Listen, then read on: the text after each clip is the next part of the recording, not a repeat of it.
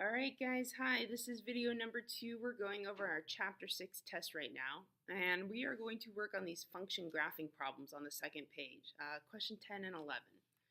So we're going to take a look at these together. I'm going to start on 10 first. We know that with exponential graphing, the strategy really is to make a table right now. So I'm going to down below build an XY table. I'm going to label my table. There's some of you on the test forgetting your labels. Those are important. Make sure you get those on there. I'm going to write y equals negative 2 times 3 to the x power and give myself some space down here. And what we're going to do is we're going to put some values in. Usually I typically go negative 2 to positive 2. So I'm going to do negative 2, negative 1, 0, 1, and 2. And I'm going to give myself lots of room down here to do my work. So let's work on crunching some numbers. So the first one, negative 2, I'm going to be replacing the x with it. So it's negative 2 times 3. Now it's going to be to the negative 2 power. And then I'm going to do negative 2 times 3 to the negative 1 power. And then negative 2 times 3 to the 0 power. And negative 2 times 3 to the 1 power. And then negative 2 times 3 to the second power. And basically from there, my job is to crunch those values and figure out what they are. You could use a calculator. You kind of have to be careful with calculators. So I'm going to go by hand first. I kind of like to think of it by hand before I get into the calculator. So this negative power means it's supposed to be in the bottom of the fraction. So negative 2 times 3, what I'm going to change it to is negative 2 times 1 over 3 squared. And I know 3 squared is 9. 3 times 3 is 9. So this looks like negative 2/9, some small decimal. If you want to divide that on your calculator, 2 divided by 9 is negative 0.2 repeated. So it's a really small decimal, 0.2222222. But I kind of like just thinking of it as negative 2/9. Then I'm going to do the next one here, which is another negative power, which means I'm going to move it. I'm going to make it negative 2 times 1 over 3 to the first power. And 3 to the first is just 3, so this is negative 2/3. Another little decimal. Then I'm going to do the next one. Well, 3 to the 0 is just 1, so this one's a little easier. So this is negative 2 times 1, which is just negative 2. And then the next one is negative 2 times 3 to the first. Well, that's just negative 2 times 3, really, which is negative 6. And then for the last one, 3 squared is 9, so this is like negative 2 times 9, which is negative 18. Okay, we did it. We got our values. Now I just got to take those points and plot them on my graph. So I'm going to kind of zoom out here. Hopefully you'll be able to see it in the video. And I'm going to go up to the top here and plot my points. So negative 2 is at 0.2 repeated right here. It's at negative 2/9. So it's like this tiny little decimal. And then the next one's negative 1 at negative 2/3. That's another little decimal, maybe a little lower, but probably even closer to the axis. And then we get into some solid numbers, 0 and negative 2. Now take a look at this graph. Look closely at it. If you actually look at it, the scale is going 4, 8, 12, 16, but there's these in-between values that you have to pay attention to. It's counting by 2's. So if my job is to plot a point at 0, negative 2 is here, right there. And then the next point's at negative 6, so I go to 1 and negative 6, which would be there. And then I go to 2 and negative 18, which would be the bottom point on my graph. And now my job is to connect it. So I'm going to carefully make that exponential curve. I know that although those are the only points I graphed, that's not the whole entire graph. I know this part of the graph is going to continue to get smaller and smaller and closer to 0. And this part of the graph is going to exponentially decay down and continue down. And then if I wanted my level 4 on this, I might take the time to label my domain and range. So let's talk domain and range for a moment. Now the domain on this is all the x values. This is where your domain lands, is on the x-axis. And you're really looking at left to right, where does this graph go? And think about it, it's going to go left forever, but it's also going to go to the right forever. This line down here is going to continue out, and just keep on going. So it's an all real numbers type of domain. All real numbers. The range is a little different. The range is the y values. So the range is the up and down. We're going how far up, how far down does it go? And it definitely looks like it kind of hits a wall right here at 0. It looks like all of the graph is down below 0. So my range is going to be y is anything less than 0. Anything below 0 is the range. Okay, let's try the next one. The next one throws a decimal in there and gets a little more complicated. So again, I'm going to set up a table. So x and y. Y is now equal to 3 times 0.5 to the x power. And we're going to build this table here. So let's go down below and make some space for that.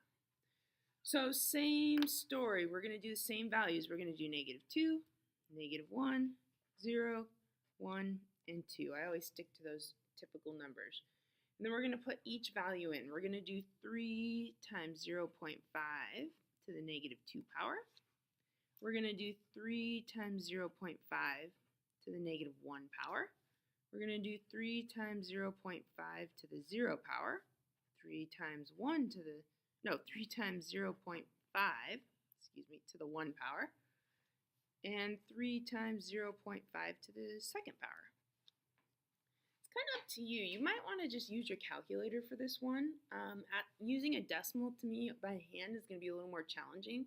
If I wanted to do it by hand, I would change it to a fraction because I know 0.5 is actually 1/2.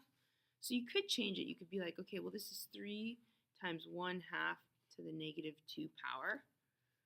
And what I know is that negative power is going to flip it over. So it's kind of going to be like 2 squared, which is a way to think about it. So think about like flipping this over. It would be like 3 times flipped over 2 to the 2nd power. No more negative. Now 2 squared is 4. 4 times 3 is 12. So my first answer is 12. And because I'm kind of running out of space here, I'm going to divide this up so I can see it a little bit better. Now, if you didn't want to do it by hand, here's how it works on the calculator. When you go on the calculator to type in 3 times 0.5 to the -2 power, I would just do the 0.5 first, and I would use parentheses. So I'm going to do parentheses 0.5. I'm going to use the little caret button. And it's to the -2 power. So with negative powers, use a parenthesis, -2.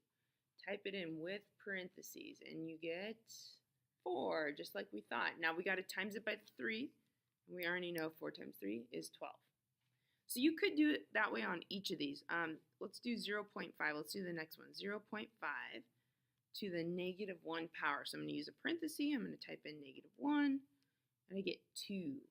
But if this is 2, we still got to do 3 times 2, which we all know is 6. So there's our value. I don't need a calculator for this one because 0.5 to the 0 power, I already know that's 1. So this is just 3 times 1, which is 3. I know 0.5 to the first power is just 0.5. So this is like 3 times 0.5 or 3 times a half. So it's 3 halves.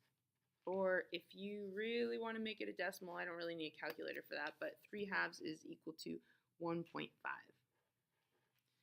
And then for the last one, 0.5 squared, let's see, a half squared would be a 4th, but let's just do it on here for the heck of it. 0.5 squared is, like I said, a 4th, 0.25. So we're going to take 3 and we're going to times it by 0.25, which would be 3/4 or 0.75. Honestly, I'm okay if you want to use a calculator to crunch all these values. You can kind of need to know how the fractions work a little bit, just because then you can problem solve. If you type something wrong in the calculator, you can actually look for errors. But now that we have our table values, let's graph it. Let's start with -2 and 12. So we're going to go up to the graph. We're going to go to -2. We're going to go way up here to 12. And then we're going to do -1 and 6. Here's -1. Let's see, the graph is going by 2s. 2, 4, 6. So here's 6. We're going to go to 0 and 3. If it's going by 2s, here's 2, here's 4. 3 must be in the middle, right there. And then at 1, it's at 1.5. Let's see, here's 2, so 1.5 is probably right there. And the last value at 2 was 0.75, so now we're getting super close to the axis again, and we can see that exponential curve. It's definitely one of these decay problems. Looks like this. I'm going to extend it both directions. And then I can stop right there and I've answered the question, or I could go do my domain and range. I'm going to do domain and range again, so I'll do that over here. Domain and range. Domain's going to be similar to the last problem. Domain is when you look at the x values, so it's left to right. This is domain. It looks like it's going to go forever to the right. And it's going to go forever to the left too. Like if you go up here, this graph's going to grow out. So we're looking at all real numbers again. The range is the y values. We're looking up and down, and it looks like it doesn't go below 0. It looks like the graph is only above the 0 line. So the range is anything greater than 0. Y is greater than 0. And now I got my level 4 on that one, so that's great. Okay, there's going to be one more video for the last set of problems on this test, but I hope you found your mistakes on these two if you missed part of these problems, and I hope you made some self-corrections. Make sure on your test that you're writing what your mistake was, kind of explain it in words, and then fix it with a different colored pen. Thanks, guys. Bye.